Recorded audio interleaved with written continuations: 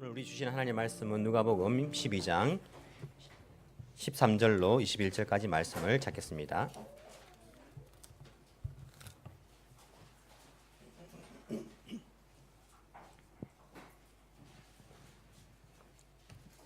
누가복음 12장 13절로 21절까지 말씀입니다.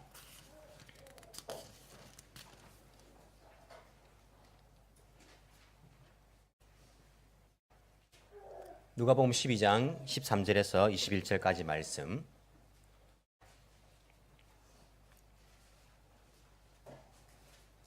제가 봉독해 드리겠습니다. 누가복음 12장 13절로 21절입니다. 무리 가운데 섰던 사람이 예수께 말하였다. 선생님, 내 형제에게 명해서 유산을 나와 나누라고 해 주십시오. 예수께서 그에게 말씀하셨다. 이 사람아, 누가 나를 너희의 재판관이나 분배인으로 세웠느냐?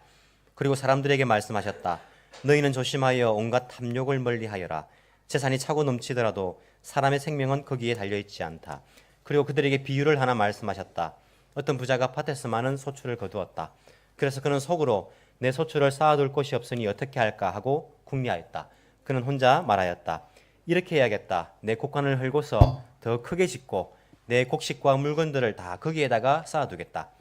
그리고 내 영혼에게 말하겠다. 영혼아, 열해 동안 쓸 많은 물건을 쌓아두었으니 너는 마음 놓고 먹고 마시고 즐겨라. 그러나 하나님께서 말씀하셨다. 어리석은 사람아, 오늘 밤에 내 영혼을 내게서 도로 찾을 것이다. 그러면 내가 장만한 것들이 누구의 것이 되겠느냐? 자기를 위해서는 재물을 쌓아두면서도 하나님께 대하여는 부유하지 못한 사람은 이와 같다. 아멘. 예, 날씨가 갑자기 많이 추워졌죠, 그죠? 날씨 춥습니다.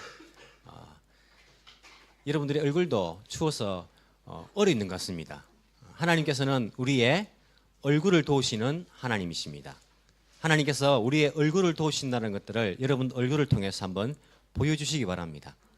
우리를 웃게 만드시는 하나님, 우리를 즐겁게 만드시는 하나님, 우리의 기쁨이 넘치고 감사가 넘치게 만드시는 하나님, 그래서 우리의 얼굴에 그 기쁨과 감사가 넘치게 만드시는 그 하나님, 우리의 얼굴을 도우시는 하나님이십니다. 여러분 얼굴을 통하여서 하나님께서 도우시는 그러한 은혜가 얼굴을 통하여서 나타나기를 간절히 소망합니다. 우리가 보통 정의롭다라고 할 때에 사람마다 정의로운 그러한 기준들이 다 다르지 않는가라고 생각을 합니다. 안 그렇습니까? 어떤 게 정의입니까? 우리 한국의 지금 사태를 바라보면서 정의가 무엇인가 생각해 보면요, 사람마다 다 기준이 다 다릅니다. 때로는요, 자기 자신과 다른 사람을 볼 때의 그 기준도 다릅니다. 자기를 보면서는 분명히 정의롭지 못한데 같은 기준을 가지고 다른 사람 보면서 정의롭지 못하다고 요구를 할 때가 있습니다. 그 기준으로 비추어서 자기를 비추어도 정의롭지 못한데 나는 정의롭고 저 사람은 정의롭지 못하다. 그렇게 우리가 생각할 때도 있다는 것입니다. 그리고 나는 비록 정의롭지 못하지만은 다른 사람이 정의롭지 못한 것을 들을 때는 우리가 어떻게 합니까? 비난합니다. 야, 저것은 잘못됐네. 저것은 올바른 일이 아니야. 불공평한 일이고 부정을 저지른 것이고 저것은 잘못된 것이야. 하면서 우리가 기분 나빠하면서 욕을 할 때가 있다는 것입니다. 정의로운 것이 과연 무엇일까요? 하나님 편에서도 마찬가지입니다. 하나님께서 생각하시는 그 정의와 인간이 생각하는 그 정의, 정의로움, 그것이 다를 수 있다는 것들을 우리가 기억해야 됩니다. 이 세상의 기준은요, 정의를 기준하는 그 기준은 내가 아니라 하나님이십니다. 내 기준에 저것은 정의롭지 못하다가 아니라 하나님이 보시기에 정의롭지 못하다, 이것이 되어야 한다는 것입니다. 여러분, 우리가 교회에 또 새로 나오거나 처음 나오신 분들 중에서도, 아니 올해 나오신 분들 중에서도 성경을 읽으면요, 어떤 생각이 듭니까? 이야, 하나님 왜 이렇게 정의롭지 못하지? 이렇게 생각하는 분들이 있습니다. 하나님 불공평하시네.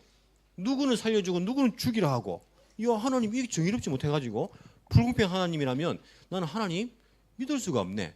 이렇게 생각하시는 분들이 성경을 읽으면서 있다는 것입니다. 왜 그렇습니까? 하나님 정의롭지 못한 분입니까? 아닙니다. 하나님은요, 완벽한 정의로우신 분입니다. 하나님의 의는 이 세상에 누구보다도 완벽하신 분입니다. 하지만 우리가 그렇게 느끼는 건 뭐냐면 하나님의 정의와 사람이 생각하는 정의가 다르기 때문입니다. 이 세상 사람들이 생각하는 그 정의로움, 그것과 하나님께서 생각하신 그 정의로움이 다르기 때문에 우리가 하나님이 정의롭지 못하다라고 생각할 때가 있다는 것입니다. 하나님이 정의롭지 못하기 때문이 아니라 내가 정의로움에 대한 기준이 잘못되었기 때문입니다. 여러분 오늘 성경 본문에 보시면 사람 편에서는 정의롭지 못하다라고 생각하는 사건이 하나 나옵니다. 예수님께서 사람들에게 말씀을 가르치고 있었습니다. 그런데 그 중에 한 사람이 탁 튀어나와서는 예수님께 이렇게 말합니다. 선생님, 나의 억울함을 풀어주십시오. 너의 억울함이 무엇이냐? 나에게 형이 있는데, 뭐 형인지 동생인지 형이 있는데 아버지에게 유산을 물려받았습니다. 물려받았는데 그 형이 나에게 조금도 주지 않습니다. 하나님, 내 형에게 말해가지고 재산을 나누어 주라. 그렇게 제발 말씀해 주십시오. 하고 한 사람이 이야기했습니다. 여러분, 그 부모님에게 물려받은 재산을 형이 다 가져가는 것 정의로운 일입니까? 억울한 일 아닙니까? 여러분 만약 이런 일 당하면 억울하지 않겠습니까? 여러분들 성격이 좋아가지고 허허 괜찮아 뭐 형이 다 가져가야지 이렇게 생각하시겠습니까? 구약의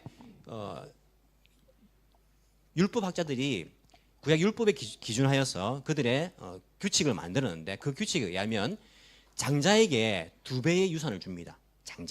장자가 중요하기 때문에 그리고 여러 가지 책임을 지기 때문에 하지만 장자 외의 동생들에게도 그 2배는 아니지만은 그 반에 해당하는 유산을 물려주게 되어 있습니다. 그게 되어 있기 때문에 이 사람이 나와서 예수님 우리 율법에도 이렇게 되어 있는 거 아닙니까? 내 형에게 명해가지고 말씀하셔가지고 내가 뭐 똑같이 나눠달라는 것도 아니고 내가 받을 몫을 나눠주라고 말씀해 주십시오 라고 부탁했습니다.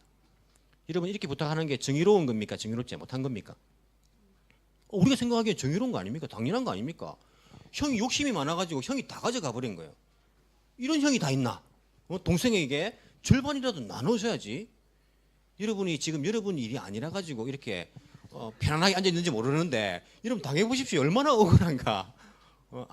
여러분이 혹시 물려받을 돈이 없어서 편안한지도 모르겠는데 여러분 당해본 사람은요 억울합니다.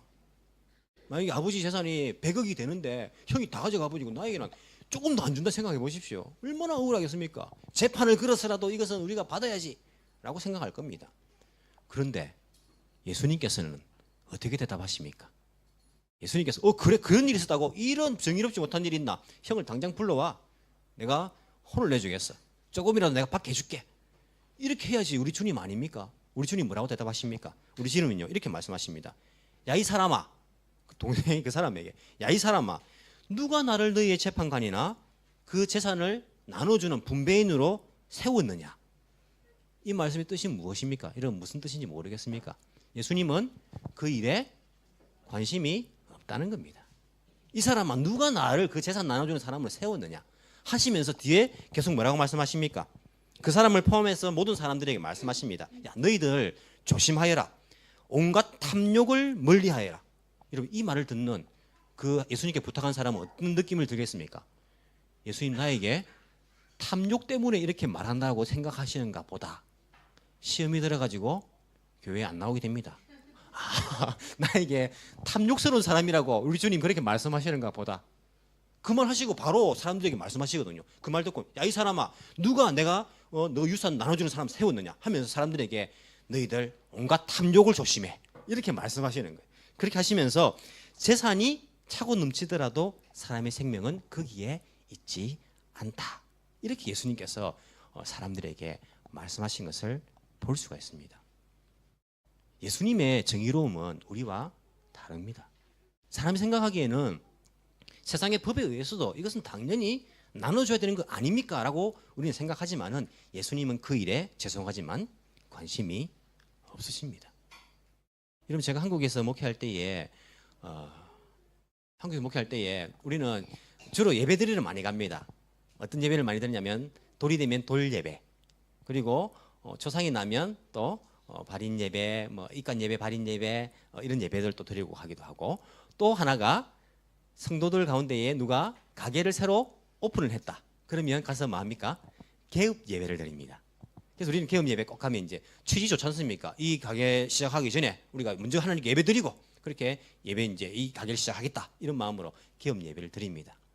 개업 예배를 딱 갔을 때에 여러분 우리가 기도하지 않습니까? 어떻게 기도합니까? 어떻게 기도하겠습니까? 하나님 이 가게가 잘 되게 해주시고 돈도 많이 벌게 해주시고 부자 되게 해주시고 그리고 이 가게가 더 잘 돼가지고 발전해가지고 더 큰 가게가 되게 해주시고 이렇게 기도합니다. 여러분 그 가게를 오픈한 그 성도도 그런 기도를 원하지 않겠습니까? 반대 기도 원하겠습니까? 그 기도를 원하고 하는 목사들도 그 기도를 합니다. 그 사람이 신앙이 좋건 나쁘건 상관없이 그 사람의 믿음이 좋건 안 좋건 상관없이 교회에 나와서 예배를 잘 드리건 잘 드리지 못하건 상관없이 똑같이 그렇게 기도합니다. 기도하면서도요 저는 그런 마음 들었습니다. 야, 나는 정말 참된 목사인가 이런 생각이 들었습니다. 이 사람의 신앙 상태를 봐서는 장사 잘 되면 분명히 교회에 안 놓을 거 보이는데 이 사람은요 평소에도 교회 잘 안 나오는데 겸 예배라고 이렇게 옆에서 구역장이 말해가지고 목사님들 데리고 가지고 예배 드리는 거예요. 장사 잘 되면 교회 안 놓을 거 뻔히 보이는 거예요.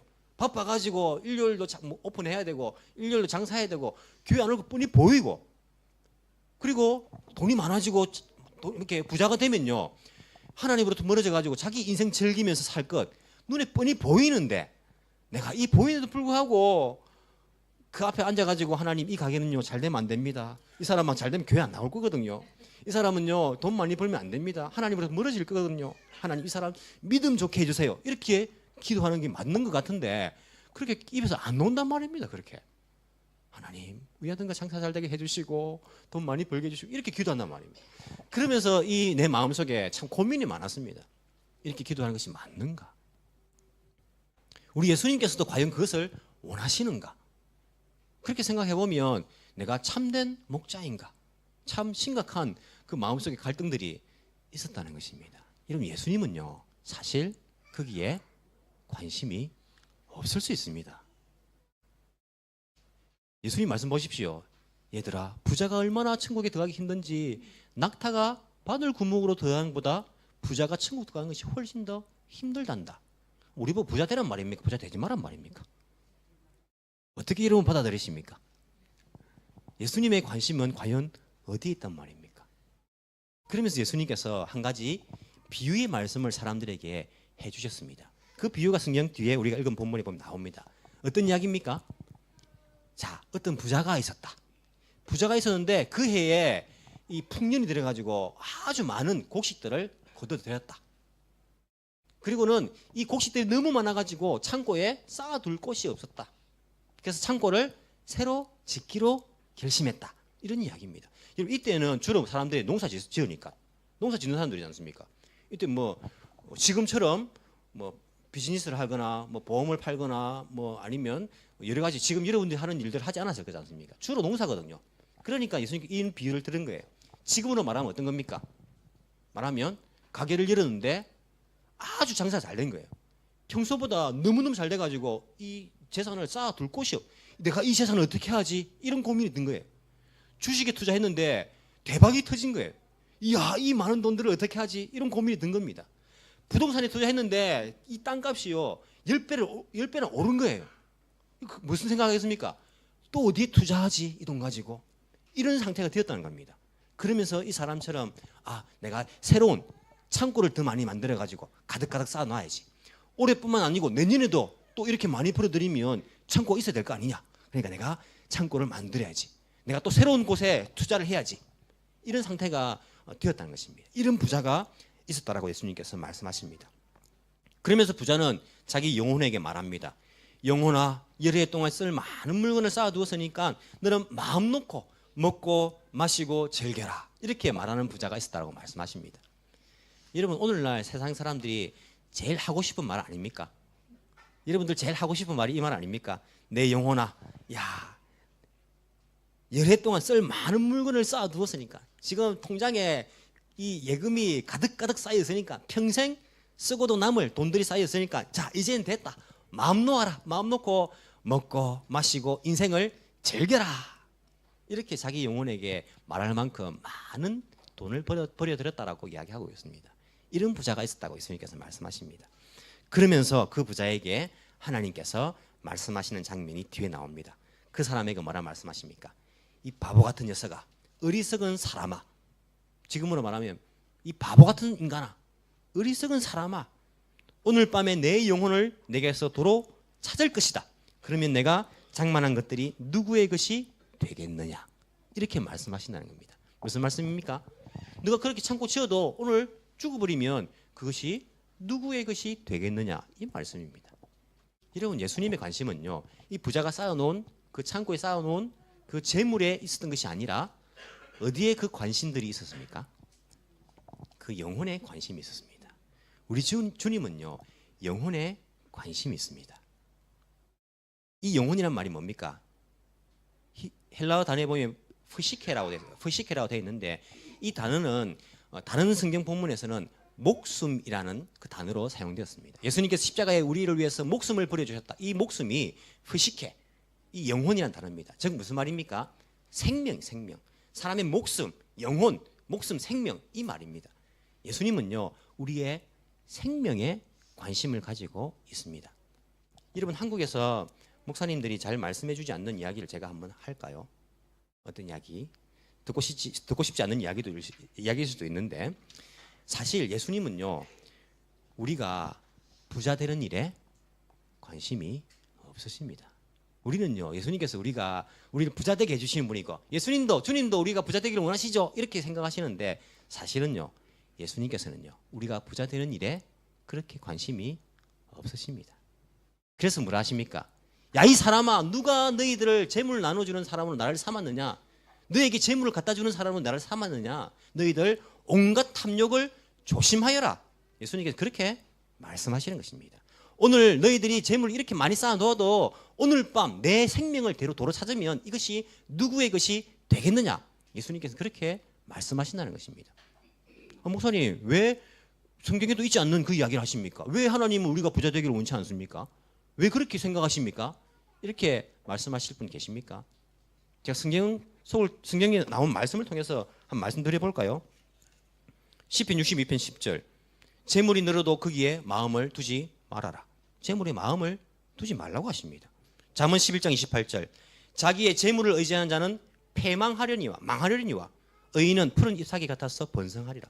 재물을 의지하는 사람은요, 망하리라고 성경에서 말씀하십니다. 누가복음 18장 25절 아까 읽었습니다. 낙타가 바늘기로 들어가는 것이 부자가 하나님의 나라에 들어가는 것보다 쉬우니라. 전도서 5장 12절, 노동하는 자는 먹는 것이 많든지 적든지 잠을 달게 작으니와 부자는 그 부유함 때문에 자지 못하느니라. 잠언 23장 4절, 부자 되기를 애쓰지 말고 내 사사로운 지혜를 버릴지어다. 부자 되기를 애쓰지 말고 내 사사로운 지혜를 버릴지어다. 누가복음 16장 13절, 너희는 하나님과 재물을 겸하여 섬길 수 없느니라. 이런 얼만큼 제가 더 찾아서 말씀드리면 제 말을 믿으시겠습니까? 이 말씀 보면요, 여러분, 주님께서 우리가 부자 되기를 간절히 원한다라고 생각하십니까? 부자 될 수도 있습니다. 부자 된 사람들도 있습니다. 하지만 우리가 부자 되는 재물을 쌓는 그 일에 크게 관심을 가지고 있지 않았습니다. 어디에 관심이 있으십니까? 우리들의 영혼에 관심이 있으십니다. 우리의 생명에 관심을 갖고 계십니다. 많은 사람들은요, 내 영혼아 편히 있을 것이 많이 쌓아두었으니까 먹고 마시고 즐기자, 이런 삶을 간절히 소망하고 거기에 관심을 가지고 있지만은 우리 주님은요, 그 영혼 자체에 관심을 가지고 있습니다. 그 생명에 관심을 가지고 있다는 말씀입니다. 여러분의 영혼은 안전하십니까? 여러분 요즘 어떤 일에 관심을 가지고 있습니까? 무엇이 여러분들의 가장 큰 관심사가 되고 있습니까?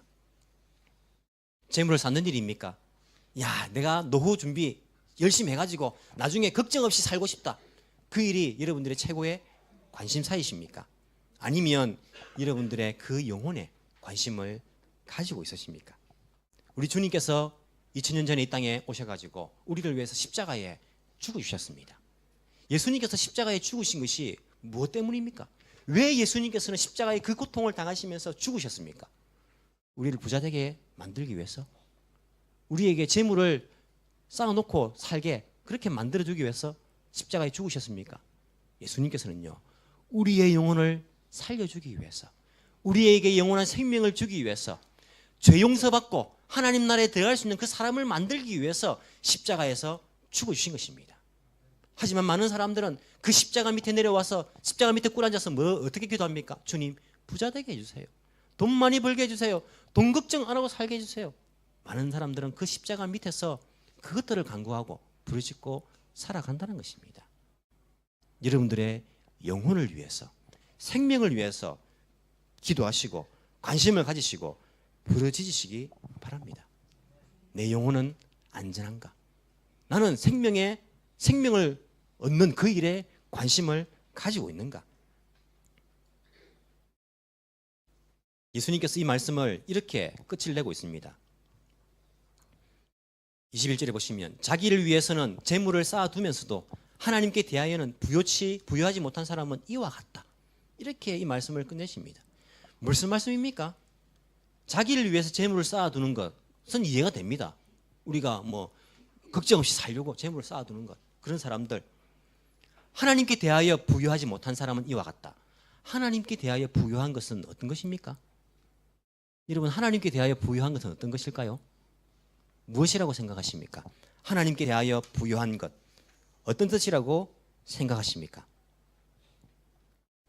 마태복음 6장 20절에 보시면 그런 말씀이 있습니다. 자기를 위하여 보물을 어디에? 하늘에 쌓아 두어라. 이렇게 말씀하십니다. 하나님께 대하여 부요한 것은 재물을 하늘에 쌓아 두는 것입니다. 그러면 하늘에 재물을 쌓아 두는 것은 무엇입니까? 재물을 어떻게 하늘에 쌓아 둡니까? 어떻게 해야 하늘에 쌓아둘 수 있습니까? 오늘 본문 읽지 않았지만은 33절에 보시면 그런 내용이 나옵니다. 누가복음 12장 33절. 너희 소유를 팔아서 자선을 베풀어라. 너희는 자기를 위하여 낡아지지 않는 주머니를 만들고 하늘에다가 없어지지 않는 재물을 쌓아두어라. 하늘에다가 재물을 쌓아두라고 하십니다. 낡아지지 않는 주머니, 그것을 만들어서 하늘에 재물을 쌓아두어라 라고 말하는데 그것이 뭐라고요? 너희 소유를 팔아서 자선을 베풀어라. 내 재물을 가지고 먹지 못하는 자들에게 먹을 것을 나누어주고, 입지 못하는 자들에게 입을 것을 나누어주고, 아파하고 힘들어하는 자들에게 이 재물을 가지고 그들에게 나누어주는 것, 이것이 바로 하나님께 대하여 부여한 것이고 재물을 하늘에 쌓아두는 것입니다. 예수님께서 이 말씀으로써 끝을 내고 있습니다. 너희들 재물에 마음 두는데 재물을 쌓아두는 것 그렇게 소원하느냐? 재물은 쌓아두는 것이 아니라 나누어 주는 것이다. 그래서 하나님께서 너희들에게 준 것이다. 너희가 먼저 그 나라와 그 의를 구하면, 이 재물을 가지고 많은 사람들을 살릴 생각을 하면 하나님께서 이 재물을 너희들에게 더하여 주실 것이다. 하나님께서 우리에게 그렇게 말씀하신다는 것입니다. 믿는 사람 가운데서도 부자가 있습니다. 믿는 사람 가운데서도 부자가 되어야 합니다. 그래서 그 재물을 가지고 하나님의 일을 할 부분들이 분명히 있다는 것입니다. 제가 아는 부자가 한 분 있습니다. 제가 한국에 있을 때에 가장 오래 사역을 했던 곳이 있는데 그곳에 부자인 장로님과 권사님이 한 분 계십니다. 얼만큼 부자냐면 아주 부자입니다. 그분이 회사를 하나 가지고 있어요. 제가 처음에 그 교회 갔을 때 그분은 회사만 하나 가지고 있었습니다. 그런데 이분이 골프 연습장을 오픈을 한 거예요. 돈을 많이 벌었어. 골프 연습장 그 땅값만 10억이었습니다. 근데 굉장히 그 지방에서 제일 크게 골프 연습장을 열었어요. 이거는 그 뒤에 또 얼마 지나지 않으니까 극장이 있는 빌딩에 커피숍과 피자집을 오픈을 한 거예요. 또 연 거예요. 또 얼마 지나지 않아가지고 있다 보니까 저 시골에 농장을 크게 또 사신 거예요. 그리고는 또 얼마 안 있다가 또 가보니까 그 근처에 또 커피숍을 하나 또 사업을 계속 확장돼요. 부자인 거예요. 제가 한국 가면 그분 이제 친하기 때문에 같은 교회에서 오랫동안 있었기 때문에 그 집 가서 자기도 하고 밥을 얻어 먹기도 하고 거기서 이제 있을 때가 있는데 지금도 만나보면요. 하나님께서 왜 이분에게 물질을 주셨는가 그것을 알 수가 있습니다. 그분은 재물을 가지고 쓸 줄은 아는 분이십니다.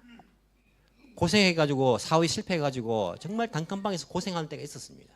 그는 고생을 알고 왜 이런 어려움이 있는가도 알고 신앙으로 극복하고 하나님의 뜻을 발견하고는요.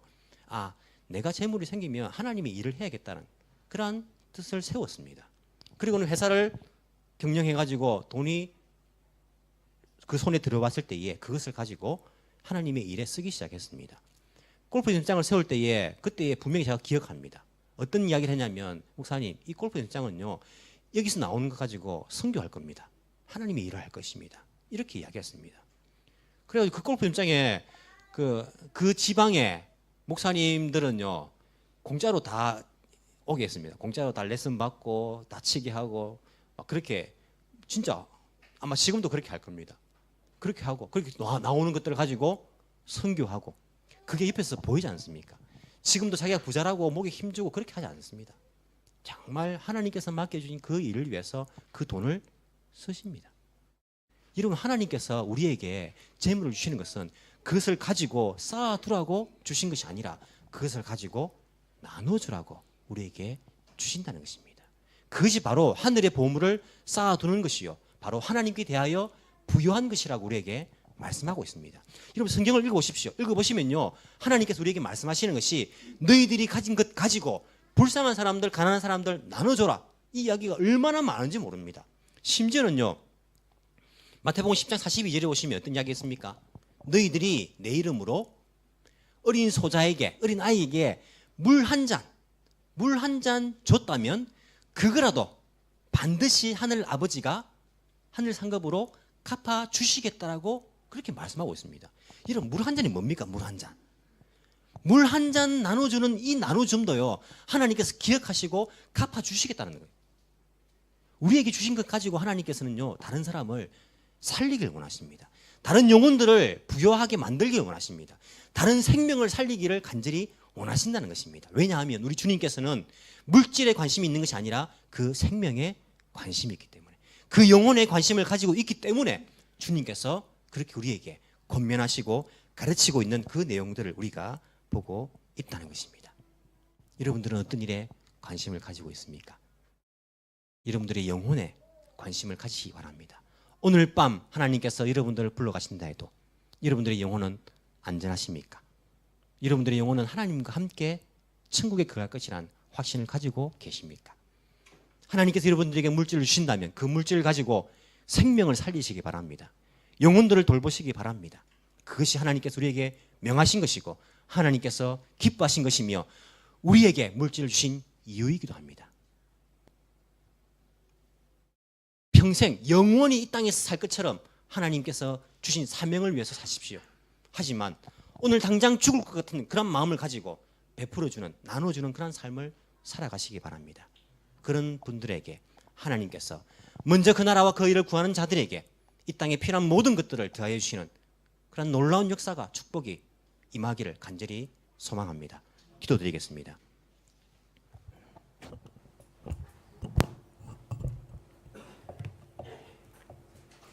사랑이 많으신 하나님 아버지 감사합니다. 하나님께서 우리에게 예수님을 통하여서 영원한 생명을 허락하여 주신 것 너무나 감사함을 드립니다. 하나님 우리가 첫 번째 생명도 주님께 받은 것이며 두 번째 생명은 영원한 생명도 우리 주님께 받은 것임을 주께 고백합니다. 주님 온 천하를 얻고도 이 생명을 잃어버리면 그것이 무슨 의미가 있냐라고 우리에게 말씀해 주셨습니다. 하나님 천하에 있는 많은 그 소유물들을 우리가 소유하기를 소망하면서 관심 가지면서 살아가는 것이 아니라 우리의 영혼에 이 생명에 영혼을 살리며 생명 살리는 일에 관심을 가질 수 있는 주님의 제자들 다 될 수 있도록 주께서 은혜 베풀어 주옵시기를 간절히 바라고 원합나이다. 하나님 아버지 우리 영혼에 묻기를 원합니다. 요즘 최근에 가장 나의 관심거리가 무엇인지 나에게 물어보기를 원합니다. 주님 물질을 쌓아두고 노후가 보장되고 안전하게 먹고 마시고 편안하게 그렇게 즐기면서 사는 것 이것이 나의 관심거리가 아니라 온전히 영혼을 살리며 생명을 살리는 이 일이 우리의 관심거리가 될 수 있도록 주께서 우리에게 권고하여 주옵시기를 주여 간절히 바라고 원합나이다. 주님 이 사명을 가지고 살아가는 그 자들에게 이 땅에 필요한 모든 것들을 공급하여 주시며 하나님께서 주신 그 사명에 확실한 자 그 사명 가지고 살아가는 자들에게 하나님께서 놀라우리만큼 그 재물을 부어주시는 그런 은혜를 맛볼 수 있도록 주께서 은혜 베풀어 주옵소서. 어린 소자에게 물 한 잔 나눠준 것도 하나님께서 잊지 아니하시고 갚아주신다라고 우리에게 약속해 주셨습니다. 하나님 주님의 이름으로써 우리가 가진 것 가지고 많은 사람들에게 베풀 수 있는 그러한 은혜를 우리 가운데 허락하여 주옵소서. 우리 에덴 교회가 생명을 살리며 또한 많이 베푸는 이 일에 앞장설 수 있도록 우리 교회를 사용하여 주옵소서. 감사드리며 살아계신 예수님 이름으로 기도합나이다.